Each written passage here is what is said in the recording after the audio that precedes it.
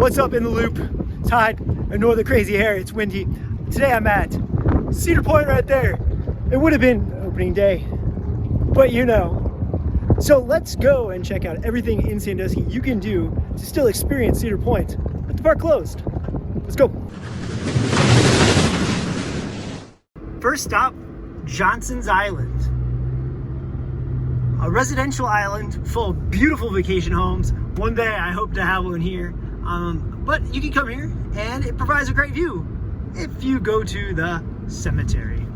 Confederate Cemetery here, and you pan around nice and slow. There it is, right across the water, Cedar Point. I was lucky enough to stay with someone who lived on the island here for a weekend a couple years ago, and it's only like a 20-minute boat ride straight to Cedar Point. It was really cool to just get in a boat and drive it over, but stop number one, there you go, Johnson's Island.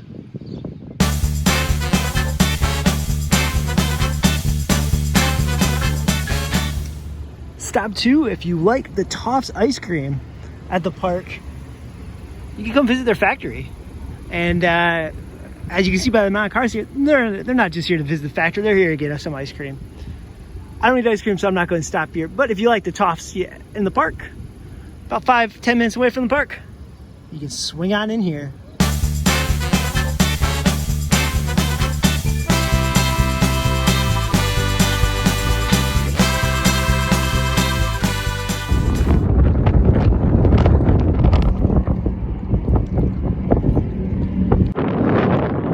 Our next stop is Battery Park, just outside downtown Sandusky. Marina, and then boom, there it is.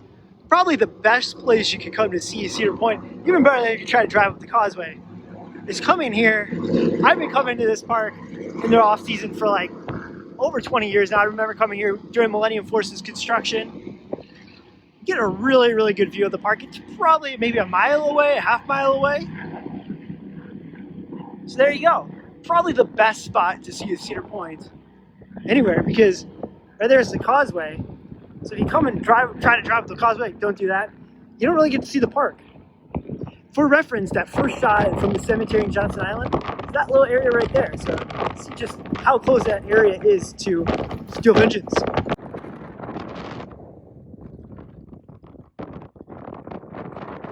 Battery Park is more than just that marina area I showed you. It's actually a full-fledged city park. Still see the park in the background there. But really nice city park area, like I said, right outside downtown. And really windy right now, so you might not be able to hear or see it, hear me talk really well about it. All right, next stop, we're going to be driving around the downtown Sandusky area to look at ancient Cedar Point history. Well, pretty ancient, but it's the 150th year after all, so might as well take in some history too. So let's get driving. We moved about half mile west from Battery Park. Battery Park would be right down there. Cedar Point would be behind those trees down there. To this unassuming building at downtown Sandusky, right on the water. This building, I'll insert a photo right now from a historic postcard or something, is the original boat dock to get to Cedar Point. There used to be a train track that I believe would run right through the center of town here, drop people off right here, and they get on the boat and go across the bay.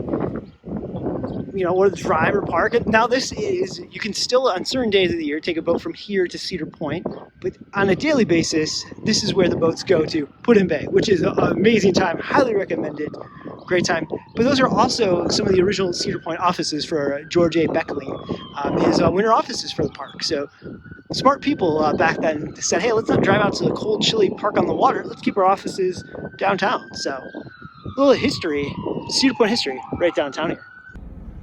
This one might be a little bit of a stretch, but hey, you don't want to fill the video with everything.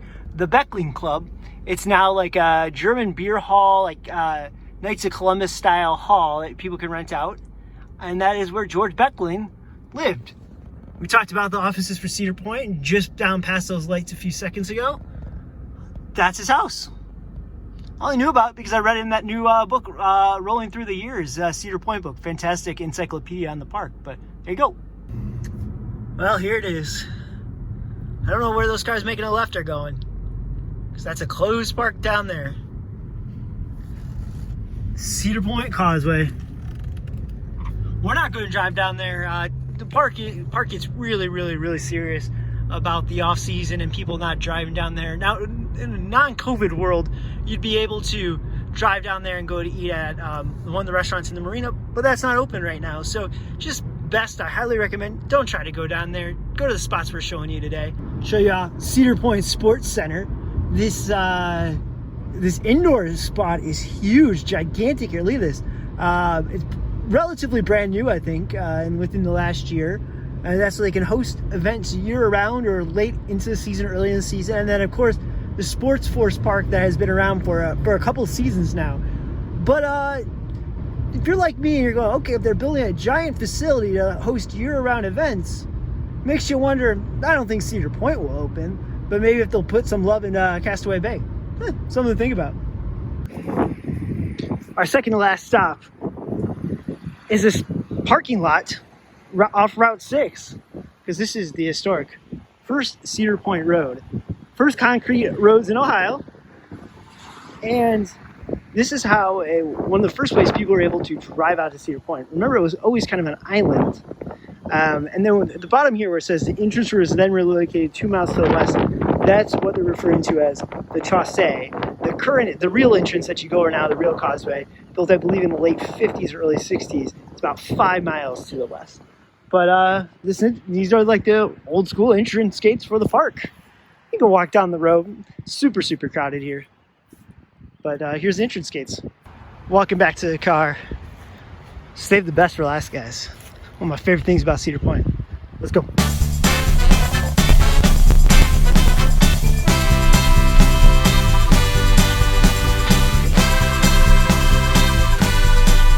We are about maybe another 5 miles east of where we were by the old Cedar Point Causeway. Save the best for last, at least for me, because this isn't just looking somewhere, it's actually partaking in some Cedar Point memories.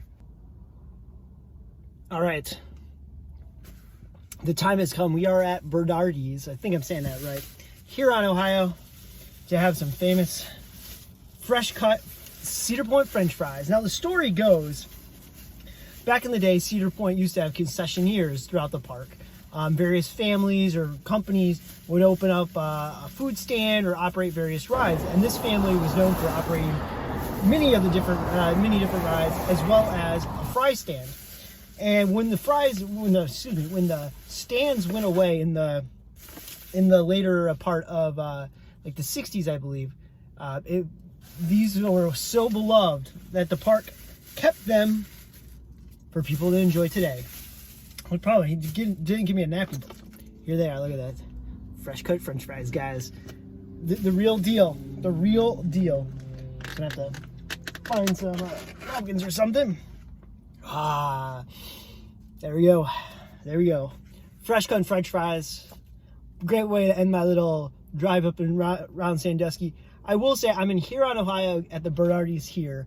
But they do have a location off 250, kind of between Cedar Point and Great Wolf Lodge area. Excuse me. But that location's currently closed because of the virus. This location's doing takeout. So, yep. These are exactly it. Exact same fries as Cedar Point. One of my all-time favorite things to do at Cedar Point. If you haven't had these when you're at Cedar Point, you have to try them. Cedar Point has great roller coasters. But you also got to ride Cedar Downs and have French fries. Thanks for watching, guys. Be sure to subscribe. We'll have a bunch of other content, especially when the season kicks off. We'll have content from around the world. Thanks for watching. I have fries to eat, guys. So.